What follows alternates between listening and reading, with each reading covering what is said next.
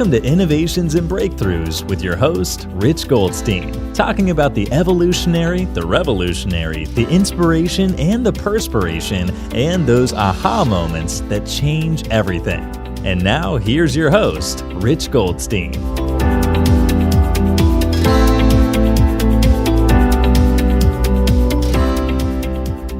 Rich Goldstein here, host of the Innovations and Breakthroughs podcast, where I feature top leaders in the path they took to create change. Past guests include Joe Polish, Roland Frazier, and Rick Cesari. This episode is brought to you by my company, Goldstein Patent Law, where we help you to protect your ideas and products. We've advised and obtained patents for thousands of companies over the past 27 years. So if you're a company that has software, a product, or a design you want protected, go to goldsteinpatentlaw.com, where there are amazing free resources for learning about the patent process.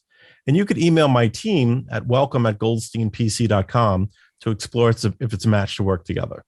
You could also check out the book I wrote for the American Bar Association that explains in plain English how patents work. It's called the ABA Consumer Guide to Obtaining a Patent. I have with me here today Greg Reid. To characterize Greg Reid as a motivational speaker would just be scratching the surface of who this amazing human is, although it is difficult to listen to Greg and not feel motivated. In fact, over the past 25 years, he's inspired millions of people to step into their greatness. Just last week, I saw Greg speak, and from just his 20-minute presentation, I took 9 pages of notes. Greg is the founder of an event called Secret Knock, which focuses on partnership networking and business development, and where he's featured billionaires, celebrities, presidents, inventors, and Oscar winners. In that regard, last week, he said something of Secret Knock that I really loved. He said, "We don't take pictures in front of Lamborghinis. We bring Mr. Lamborghini to speak."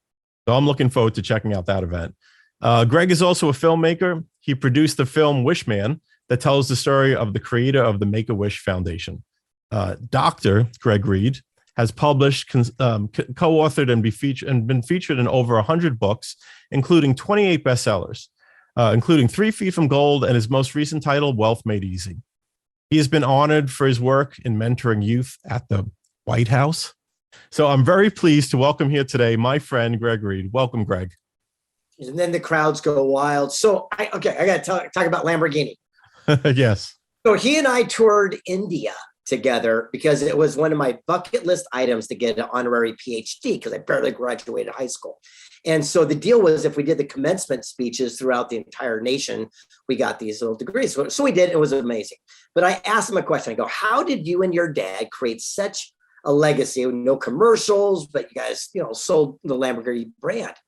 And he said, all you have to do is create a product, good, or service that people save their money to happily hand it to you.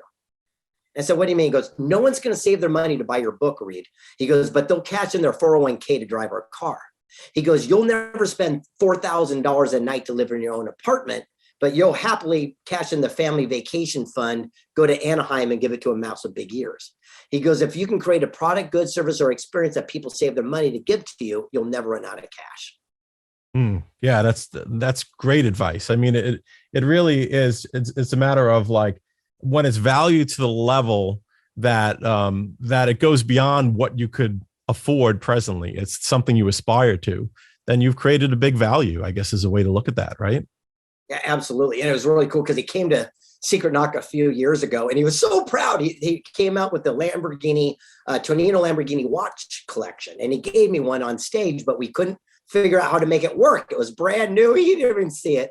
So he felt embarrassed and he took off his personal watch. I got it upstairs with his birthday engraved. So I've got some people got a Lamborghini. I have his personal watch. Wow. Awesome. I'd like to talk a little bit about taking action because I know it's something that you have a lot to say about, and you inspire a lot of people to take action. And a lot of my audience are people that have ideas that they are looking to pursue in the world. And very often they don't know what action to take, but it's not knowing what action to take that they might say keeps them from taking action. And I think you call that the one size, right? Yeah, that's right. It's a bad case of the one size. Once I get the kids out of the house, once I get the big break, and the best time to take action is the moment you feel it, you think it, you emotionalize it, you take action, and you do it. Troy Cathy, founder of Chick-fil-A, I asked him a question one time. I says, why are you a multi-billionaire, and most of us aren't. I go, what can we do differently? And here's his answer: stop over planning. And I go, what do you mean? He says, well, he goes, if I'm on the sofa at my house and I want to get to the end of the street, that's my goal, but I have to look for and capitalize on unexpected opportunities. He says, you see, a planner is going to think everything through, where they're going to stop and take a break. But if a sprinkler comes on and it's not part of their strategy, they're going to run back home. Not me. He goes, I'm looking for opportunity. Did a kid leave a skateboard or a bicycle out that I could borrow to make my journey short to the end of the street? If I get lucky, I'll wave down a neighbor driving by. He says, either way, I'll get to my goal. I'm just not so caught up in exactly how it has to transpire. Yeah, interesting. And so it is a matter of, I guess, chunking it down, and not, the example that I gave of people that have an idea and they're looking to have the whole plan in order to take action. And I guess the truth is, as you're alluding to, is like, you can't have the whole plan. And if you're going to wait until you have a whole plan in place, then you're never going to take action. Yeah, and timing is never right. I mean, there's never a perfect time to have a kid or to, have a situation arise, but you take advantage of it. And we're evolutionary animals. Every time I've crashed a car, I got a better car. Every time I got, the girl broke up with me, I got a better girl. So every time something happens to me, I'm the weird person goes, woohoo, oh, man, something good must be coming. But how many times have we had $1 million idea in the shower, and by the time we brush our teeth, it's down the drain, only to see it on a billboard 10 years later thinking, hey, I had that idea. The only difference is they took action. You have to think it, feel it, get it off your backside, and you got to do it. Yeah. And you don't necessarily need to know how to do it. And it's, I think a perfect illustration of that is a story you told about how you got to make the movie about the creator of the Make-A-Wish Foundation. And you had him on stage and you asked him, someone who had granted wishes to scores of people, you asked him, well, what's your wish? And as you told it, he said, no one had ever asked me that before, right? And then after that, he had said that he wanted his story to be told. And so you, without knowing how to make a film, you committed to make the film, the story about how he created Make-A-Wish Foundation. And I think that's a great illustration. So kind of what was that journey like? And by the way, you did take notes. I like that. So yeah, it is interesting. He says, I just want my story to be told. Pages and pages, yeah. That's awesome. He goes, so my grandkids will know I did something. So he signed over his life rights, and I said, Frank, I go, I'll make it into a movie. Just know I've never made a movie. But he trusted me, and it took 6 years and trials and tribulations. But when it came out in 2019, we were on the short, actual final ballot for the Oscars. We were on Netflix for 1.5 years, and now we're trending worldwide. And people say, well, how'd you get started? It must have been easy for you. Well, I didn't know how to get started, but I got started. I took an ad out in a secretive website called Craigslist for a screenwriter, and a guy answered the ad, ended up writing the screenplay, directing the movie, co-producing it, and we won awards around the world. And the moral being is that you can never let another person or yourself talk you out of something that you know to be true. Look, if you're sitting there thinking, hey, I've got an idea and I've been sitting on it, when's the best time to take action? Do I need all this money? Do I need all the exact how to put the formula together? The answer is no. The answer is to surround yourself with people that are getting the results you want. Successful people seek counsel, and failures listen to opinion. If I go to a family friend and say, I'm going to write a best-selling book, they might try to talk me out of it to protect me because I'm dyslexic and they've never written a best-selling book. If I go to Jack Canfield, who wrote Chicken Soup for the Soul, he's going to say, Greg, here's what you need to know, and give you counsel. If we would spend our daily activities only seeking counsel and ignoring opinion, that's also the same day our lives would change. Yeah. And in terms of seeking those people out, I think that's another place where people get stuck, is like knocking is, if you're pursuing an invention, you're pursuing an idea, if you're pursuing a path like the one you described, you need to knock on some doors. And sometimes those doors are pretty big doors, right? The big doors, like the ones that lead to the Wizard of Oz, like with Well, I'll leave the giant knockers like joke behind with Young Frankenstein, but basically, big giant doors you have to knock on, and it can be intimidating. And there's something you said last week I found fascinating about the power of specificity, where with the right request you can get people to do exactly what you need. Yeah, and it's interesting when it comes down to that. And Young Frankenstein, little idea there. I love that. Roll in the hay. I mean, how can you not roll. I can't get that out of my head. So when I want to reach out to people, I realize that the most successful people are also the most available people. The fact is, it's easier to get to the founder, for example, of Remax Real Estate Empire, $1 trillion enterprise, than your local Remax president down the street. And so the whole idea is, I understood you jump to the front of the line. And I do it with specificity. So if I want to get to the founder of, for example, NASCAR, I'll reach out and say, hey, I'm working on a new project. It's called, stickability, the power to persevere. I need 12.5 minutes. I'll cover all my own price, expense, cost to get to you. From the moment I open the door, I'll start a stopwatch. I'll leave in 12.5 minutes. I'm going to ask you one question: why you didn't quit when the going got tough. The chance of him coming down from his office down to the break room to do that is so high because it's specific. But unfortunately, most people say, hey, I want to pick your brain. Hey, I want to take you out to lunch. Hey, I want to buy you coffee. Hey, I want to be of service. Hey, I want to be a contributor. It's very nice, but most people don't have that time and energy. So with specificity, all of a sudden, those doors of opportunity, those big doors, will suddenly sling open. Yeah, no, I love it. IP is a big theme for me, obviously, as a patent attorney, and kind of the focus of the podcast is on innovation. Although, of course, my background is IP law, and I like to tell stories about where IP has made a difference.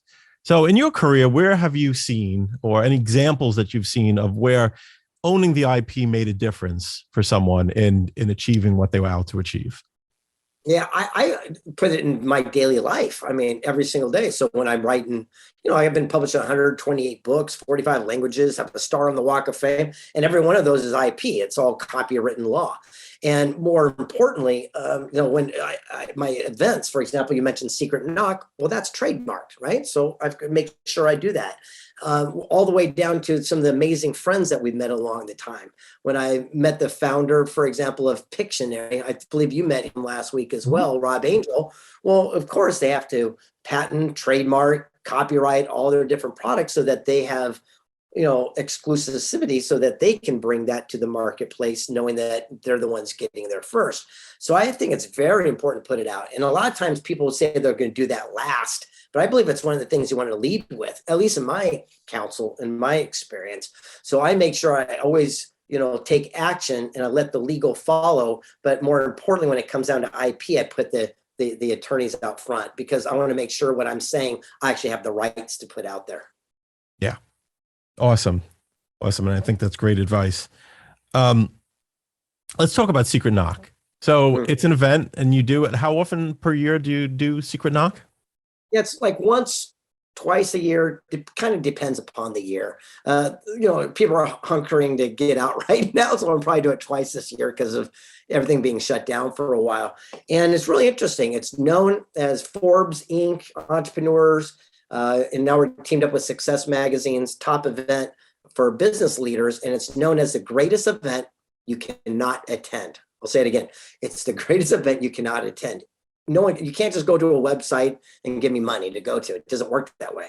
You have to go to a website, and you have to fill out an application. And I ask two questions.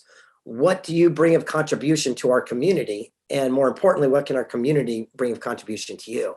And once we know that and had a conversation and make sure we can build a win-win relationship, then only then will we accept a $3,000 payment to go. And here's where it gets good. I still will not tell you where it is or who will be there. I only tell you the city, the state, and the date, and that's it. And as we get closer, I drip that information only to our community, so people just don't show up out of the blue. And it's important for that. So for example, when I did a private Skype with Edward Snowden hiding in Russia, I made sure that no one could come in and eavesdrop. When I had President Vicente Fox come talk about how George Bush tried to get him to go to war in Iraq and wouldn't do it. all the way down to these amazing people. We want to make sure we're surrounding ourselves with positive, like-minded people that understand us, because we're all about doing and not just talking. Yeah. Wow. Sounds like quite a group, quite an event. And I think the next one's coming up in March. Yeah, March 21 to 23. You're coming. I mean, it's going to be, it's really cool. Our concept was, what would it be like instead of hanging out with coaches, teachers, and mentors, you just hung out with the person who did what everyone else is talking about. Right. Like not the people that tell you how to do it, the people that actually did it. Exactly. So again, people come there and they're saying, hey, I want to do some IP law, and they can pull you aside and have some tacos and a cocktail, and you can explain exactly how it's done. That's pretty awesome. And then if that leads to business, awesome. But it's not like a pitch or sales fest. It's a bunch of like-minded people helping one another. People that actually do things, sharing how they do things. Yeah. Yes. And sharing contacts, connections, you know, without an alternative motive. And it's so neat. You've never seen such great stuff as when someone's standing in line for something and they're going, hey, I'm working on this. And you say, oh, I know someone can help you. And they pull out their cell phones and they do a connection right then and there. To me, that's why we created our events and our community, and how it's expanded like it has so far. Yeah. Yeah. It sounds amazing. I'm really looking forward to it. And let's see. So if people want to learn more about you or get in touch with you, how do they go about doing so? I mean, there's millions of social media, but I'm big on Instagram of all things. For an old guy, I love it. I got like 1 million followers on there. And if you DM me directly, it comes right to me. It doesn't go to a bot or to my receptionist or anything like that. And it's Greg S. Reid. It goes directly to me, DM me. The only thing is I don't talk about the weather, what you ate for dinner, the family pet. But if you sit there and say, hey, what's a good business book I should read? Or who do you have a great connection that I should know right now? I promise I'll get back to those right away. Yeah, that sounds great. And I was going to wrap it up, but you just reminded me of there was a great quote you said about 2 things that change, that make a difference in your life: the people you meet and the books you've read. Yeah, Charlie Tremendous Jones said that. We are the same as we'll be in 5 years, except for 2 things: the people you meet and the books you read. It's who you hang out with. It's what you put in your head that determines your character as a person. So in high school, if you're around smokers, you're a smoker. If you're around jocks, you're a jock. Same thing applies today. Look around. If we hang around people that complain, gripe, and moan, that's your fault. If we hang around people that are positive and solution searching, then that too will be an introduction of how your brain operates. Surround yourself with people that are getting the results you want. Eventually, you can do it too. Well, I think that's perfect, because Greg, I'm glad that I got to meet you, and I'm looking forward to reading some of those books that you recommend. And I really appreciate you taking the time to do this interview and be on this program. Absolutely. And I'm going to share one final little nugget with everybody. You know, it's really interesting to understand the power of having an idea and taking action even out of fear. One of my favorite interviews I did with a guy named Steve Wozniak. He created Apple computers with Jobs. And I said, how did you guys come up with this idea? I mean, what made you do it? And he says, we embraced our lack. I go, what do you mean? He goes, we embrace what we did not have. Everyone's always wanting everything to be perfect. He goes, we ran toward an opportunity. I say, well, give me an example. He said, when these little microchip processors came out, they were very expensive. He goes, we could only afford one. After Jobs sold his car and I sold my calculator, we pooled our money to buy one. He goes, but Hewlett Packard would make machines that go from point A to B with 20 chips. They had all the money of God. He said, so I'd pull away 5 and get that same machine to go from A to B with 15. I'd pull away 5, get it to work with 10. Eventually, I figured out a way to go from A to B using our one chip. He says, we were not trying to be innovative or cool or aerodynamic or slick. He goes, we can afford one chip. He said, but by embracing that as an opportunity, we also found the shortest, cleanest path. And by doing that, we changed the way people do personal computing for the rest of the world, for the rest of their life. He said, where could you be right now in your own life if you stop looking at something as your greatest challenge, your greatest obstacle, but it just might be your greatest blessing and opportunity in disguise? I love that. That's awesome. And that's the perfect way to end this interview. So again, thanks so much, Greg Reid, for being here. You're awesome. Looking forward to getting to know you better. And I guess I'll see you soon. Yeah. Bye.